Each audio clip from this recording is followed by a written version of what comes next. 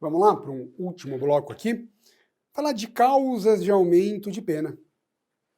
O artigo 147-A, parágrafo 1º, prevê causas de aumento da pena, então incide na terceira fase da dosimetria da pena e podem levá-la acima do máximo legal. Em primeiro lugar, leva-se em conta a idade da vítima.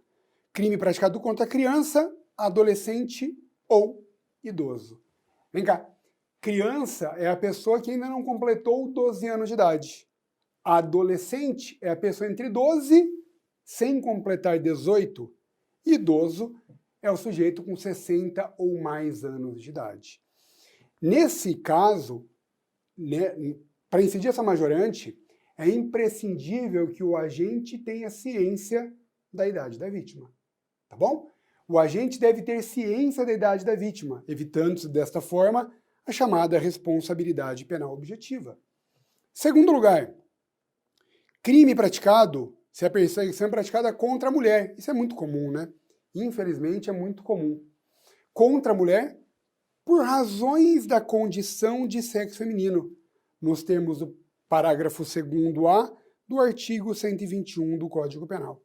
Vem cá, o legislador repetiu a fórmula do feminicídio. Então, cuidado, para incidir essa majorante, não basta que o crime seja praticado contra a mulher. Não basta ter a mulher como vítima. É necessário que seja praticado contra a mulher por razões da condição do sexo feminino. E quando que ocorrem essas razões da condição do sexo feminino? Nós temos que usar o parágrafo 2º-A do 121 do Código Penal. É imprescindível, então, que o crime envolva 1. Violência doméstica ou familiar contra a mulher. E aqui, de novo, o erro do legislador, né?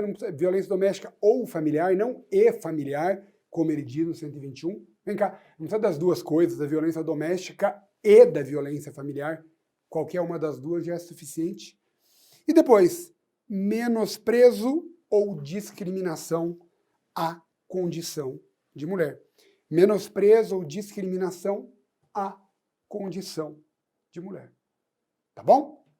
Outro ponto importante aqui, cuidado com dado interessante,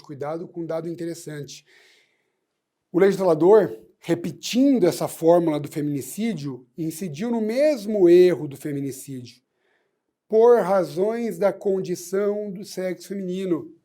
Deveria ter usado a expressão por razões de gênero. Por razões de gênero. Essa visão, né, de uma bancada moralista do Congresso Nacional do feminicídio foi repetida aqui. Fica toda aquela polêmica de novo se vai poder aplicar essa majorante em crime praticado contra um transexual.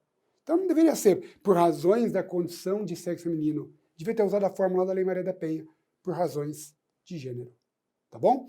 E outro ponto importante, já que fala aqui, ó, contra a mulher, o homem jamais vai dar ensejo à aplicação dessa majorante. Então, não se aplica essa majorante quando o crime é praticado contra homem, tá? Porque o tipo penal fala expressamente aqui, né, contra mulher. Depois, o que mais? Mediante concurso de 2 ou mais pessoas, já falamos sobre isso, aqui cabe tanto a coautoria como a participação. Aqui, a perseguição desponta como um crime acidentalmente coletivo, em regra é praticado por uma única pessoa, mas o concurso de pessoas faz surgir uma modalidade mais grave do delito. Em segundo lugar, aqui se fala no emprego de arma. Veja, não basta uma mera existência da arma.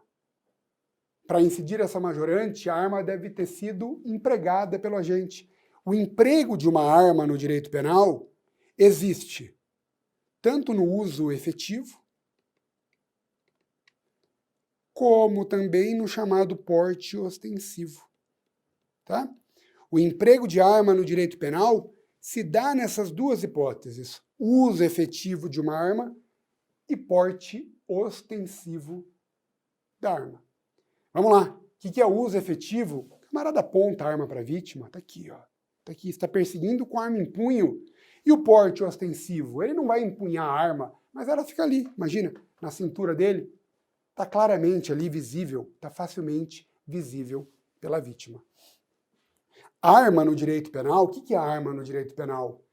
Arma é todo e qualquer instrumento com ou sem forma de arma usada para ataque ou defesa, porque tem capacidade para matar ou para ferir.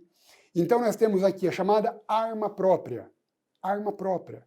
Arma própria é aquela que foi criada para fins de ataque ou de defesa, porque é capaz de matar ou de ferir.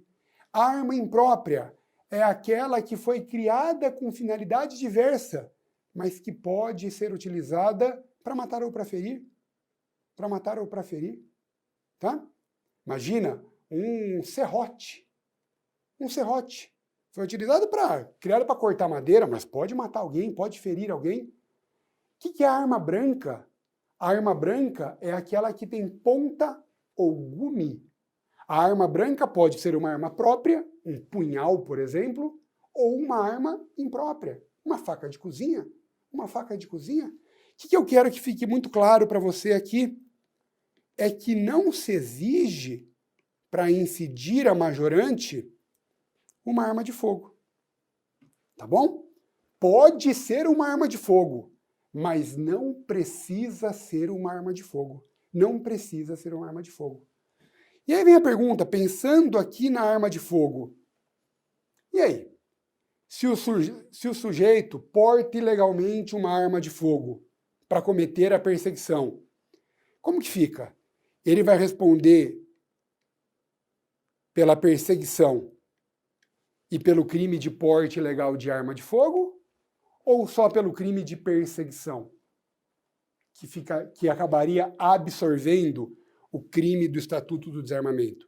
Veja, estou falando do porte ilegal de arma de fogo, tá? Porque se ele tinha o porte, se ele tinha autorização para portar uma arma de fogo, esse crime está automaticamente afastado. O agente porta ilegalmente uma arma de fogo. Artigo 14 do Estatuto do Desarmamento, se a arma de fogo é de uso permitido, ou o artigo 16, se a arma de fogo é de uso restrito. E aí? E aí?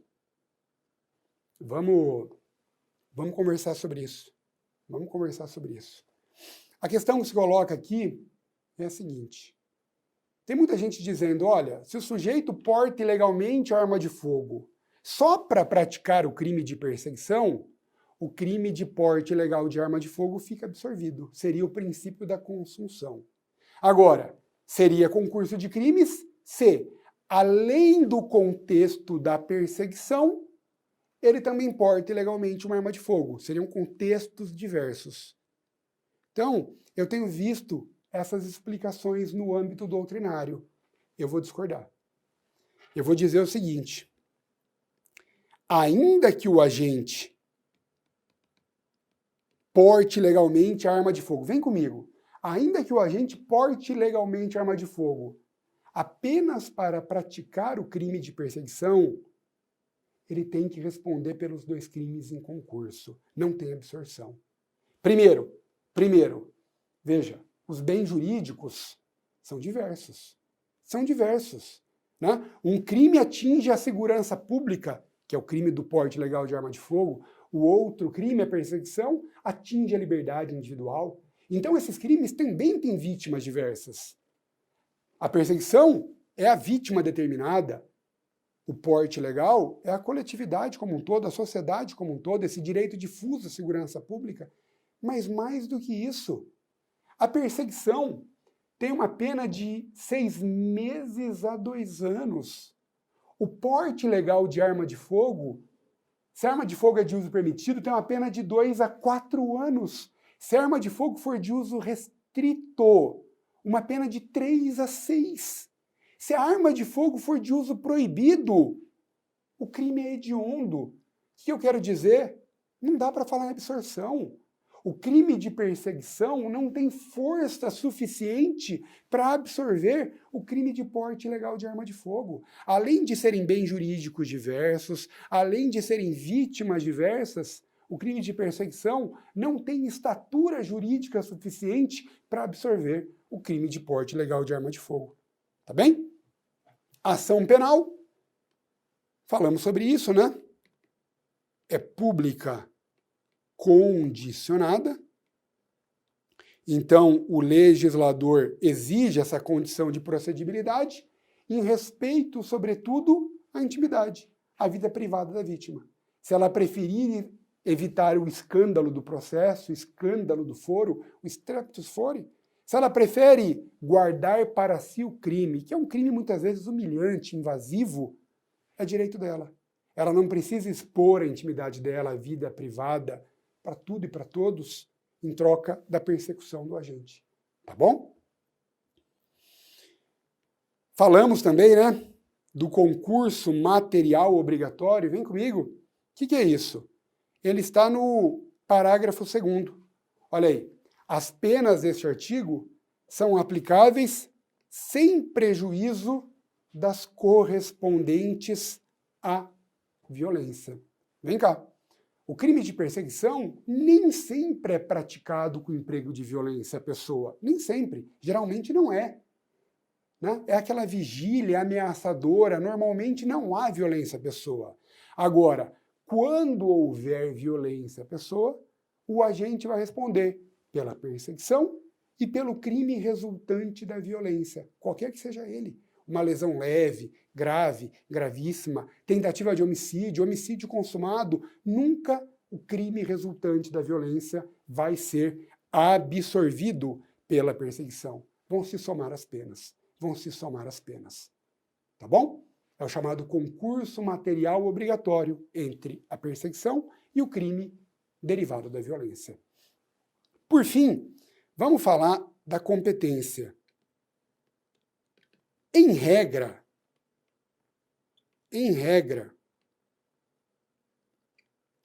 a perseguição é crime de competência da Justiça Estadual. Em regra, a competência aqui é da Justiça Estadual. Aí você me pergunta, por que em regra, Kleber? Porque em algumas situações a competência pode ser da Justiça Federal. Principalmente no nosso querido aqui, né, no nosso tão falado cyberstalking. Onde a gente vai entrar? No artigo 109, inciso 5 da Constituição Federal. Quando? Quando for um crime transnacional. Quando o crime aqui envolver 2 ou mais países. Imagina que o camarada da Argentina está perseguindo uma pessoa pelo Brasil mediante a invasão de dispositivo informático, envios de mensagens no WhatsApp, e-mails, postagens, comentários nas redes sociais da vítima, etc. Por quê? Porque é um crime transnacional e o Brasil, ele é signatário,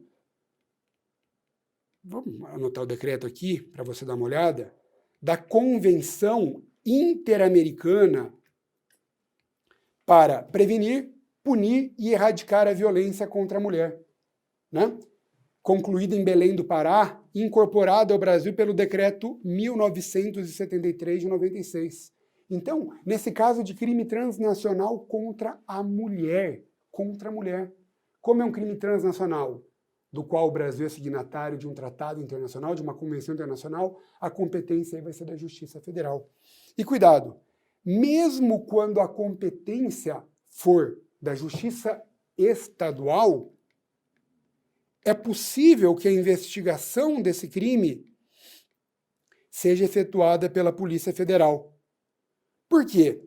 Naqueles casos, né, de repercussão estadual ou internacional que demandam repressão uniforme. Tá? Nós temos aqui a Lei 10.446 de 2002, o artigo 1º, nos seus incisos 3 e 7. Artigo 1º, inciso 3 e 7. Tá bom? Notadamente aqui, quando o crime é praticado pela rede mundial de computadores envolvendo misoginia. Isso é muito comum no crime de perseguição. Tá bom? Então é possível que, mesmo quando seja de competência da Justiça Estadual, o crime seja investigado pela Polícia Federal, nessas hipóteses que demandam repressão uniforme previstas no artigo 1º, 3 e 7 da Lei 10.446 de 2002. Bom, espero que essas observações iniciais, iniciais de comentários à lei sejam úteis para você. Ótimos estudos aí. Um abraço.